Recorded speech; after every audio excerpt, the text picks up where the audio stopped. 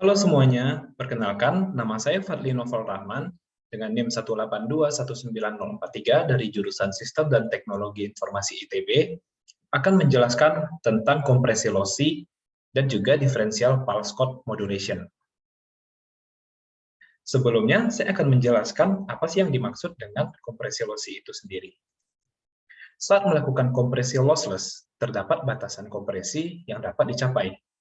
Untuk situasi tertentu, ketika ingin melakukan kompresi yang lebih tinggi, sejumlah informasi perlu dikorbankan, sehingga kompresi yang diperoleh dapat meningkat. Kompresi inilah yang disebut dengan kompresi lossy. Teknik kompresi lossy merupakan teknik melakukan kompresi dengan mengorbankan sejumlah informasi, sehingga data yang diperoleh akan berbeda dengan data aslinya. Salah satu teknik kompresi lossy adalah differential pulse code modulation, atau yang biasa disebut dengan DPCM. Data PCM terdiri dari sampel yang dikodekan secara digital.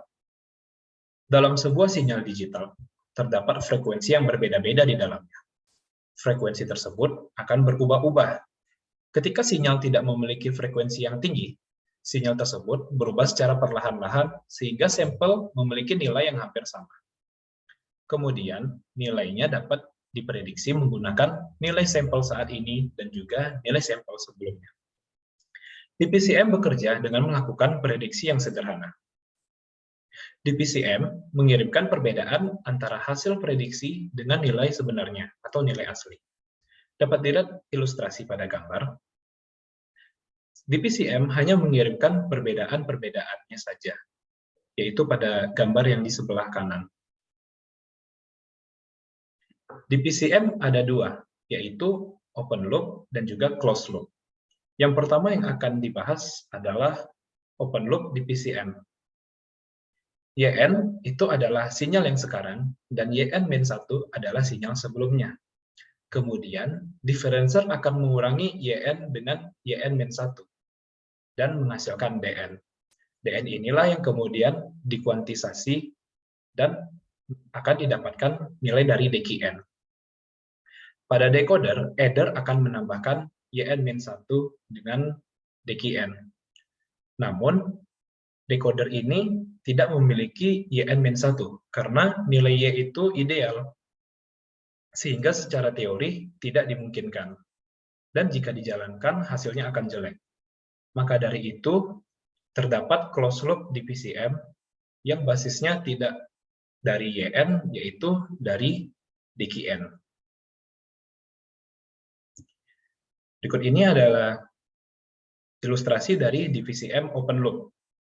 Dapat dilihat, DPCM ini menghitung nilai perbedaan-perbedaan dari sampel saat ini dengan sampel sebelumnya, yaitu yang awalnya selalu 0, dan sampel saat ininya misalnya X1 yaitu 5, maka perbedaannya adalah 5 dikurang 0, yaitu 5. Terus sampel saat ininya itu X2 adalah 5,5, dan sampel sebelumnya adalah 5, maka perbedaannya adalah 0,5.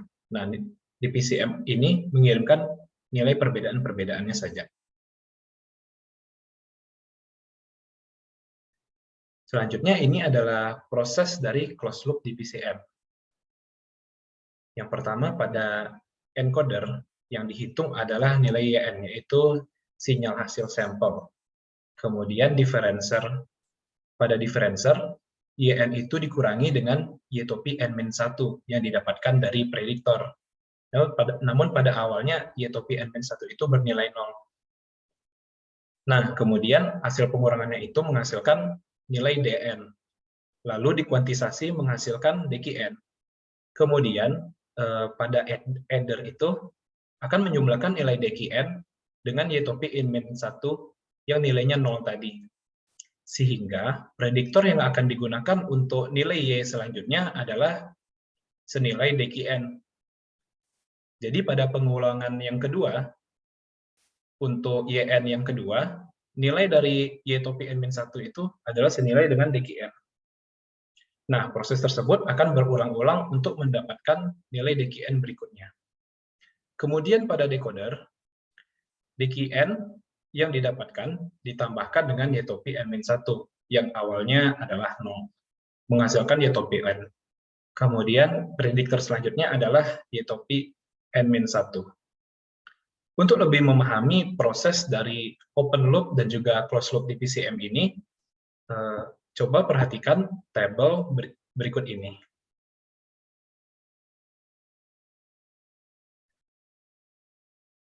Dapat dilihat, yaitu sampel yang diambil yaitu adalah 3,1, 3,2, dan 2,9. Pada proses pertama, sampel awalnya adalah 3,1, dan nilai prediktornya adalah 0, sehingga DN-nya adalah 3,1 dikurangi 0, menghasilkan DN 3,1. Dan setelah dikuantisasi, menghasilkan DQN bernilai 3. Dan prediktornya adalah Y topi N-1 ditambah dengan nilai dari DQN, yaitu 0 ditambah 3, menghasilkan nilai 3. Selanjutnya, pada pengulangan yang kedua, Y yang saat sekarang yaitu 3,2. Dan prediktornya adalah prediktor yang didapatkan dari proses pertama tadi, yaitu senilai dengan 3. Dan didapatkan DN-nya bernilai 0,2, dan juga DQN-nya bernilai 0 setelah dikuantisasi. Dan prediktor yang akan digunakan untuk pengulangan ketiga adalah 3. Pada saat pengulangan yang ketiga, nilai Y saat ini adalah 2,9, dan prediktornya adalah 3. Sehingga diperoleh nilai DN min 0,1, dan setelah dikuantisasi hasil nilainya adalah 0, dan prediktor selanjutnya adalah 3. Sehingga bit yang ditransmisikan adalah 3, 0, dan 0, yaitu 011, 000, dan juga 000. Sedangkan ini adalah proses dari decoder. DQN yang telah kita peroleh tadi, yaitu 3, 0, dan 0, akan dijumlahkan dengan prediktor. Pada proses yang pertama, yaitu 3 dijumlahkan dengan prediktor yang awalnya, yaitu bernilai 0, menghasilkan Y topi N, yaitu 3. Selanjutnya, prediktor selanjutnya yang akan digunakan adalah bernilai 3, dijumlahkan dengan nilai DQN yang kedua, yaitu 0, menghasilkan prediktor lagi, dan Y topi lagi, yaitu 3. Selanjutnya, DQN yang ketiga, yaitu 0, dijumlahkan dengan prediktor yang telah didapatkan dari proses kedua, sehingga bernilai 3. Demikianlah penjelasan mengenai proses pada di PCM, mulai dari open loop dan juga closed loop di PCM. Selanjutnya saya akan membahas apa aja manfaat keilmuan sistem multimedia dalam kehidupan sehari-hari. Sebelum membahas manfaatnya, kita perlu tahu terlebih dahulu apa sih yang dimaksud dengan sistem multimedia. Sistem multimedia itu adalah segala sarana yang memanfaatkan penggunaan berbagai jenis elemen media digital seperti teks, gambar, video, dan lain-lain.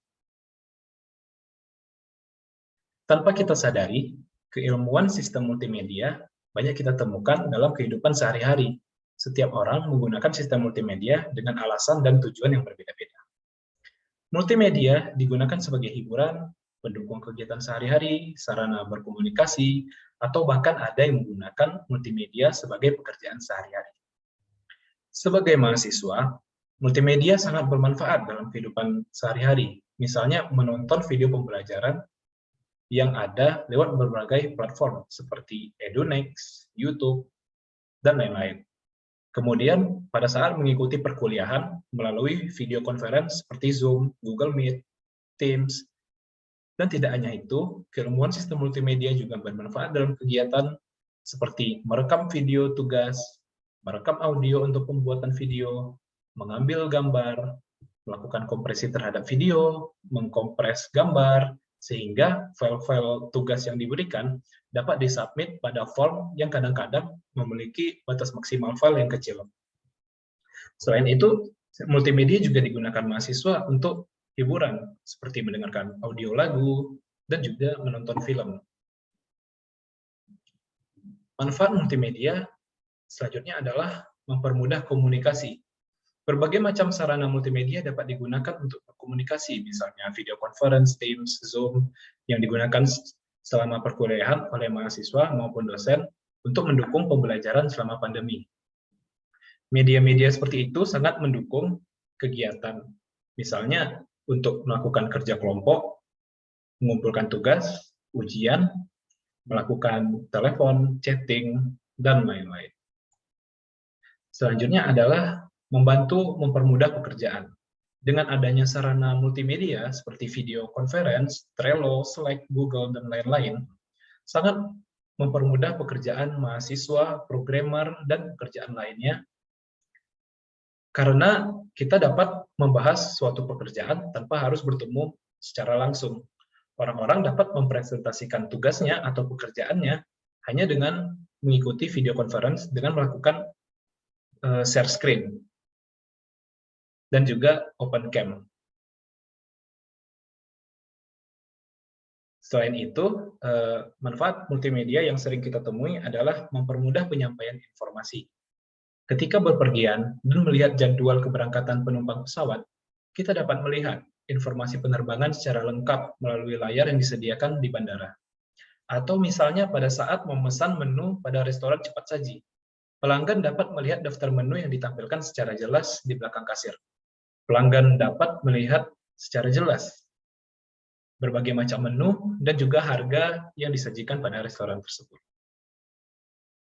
Sebagai hiburan, hobi, dan juga sebagai pekerjaan, media seperti YouTube, Spotify tidak hanya digunakan sebagai hiburan.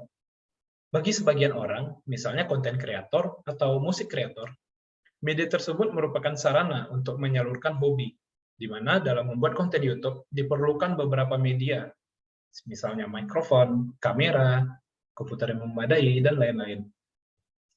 Selain hobi, mereka juga menjadikan media tersebut sebagai pekerjaan mereka, yaitu untuk memperoleh penghasilan.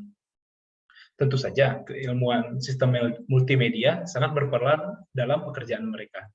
Misalnya, mengatur format video yang mereka gunakan, format audio, melakukan kompresi terhadap video tersebut, audio, terus komposisi warna yang ada pada video, foto, dan lain-lain. Demikianlah presentasi dari saya dan penjelasan saya mengenai kompresi lossy, DVCM, dan juga manfaat keilmuan sistem multimedia dalam kehidupan sehari-hari. Salam multimedia.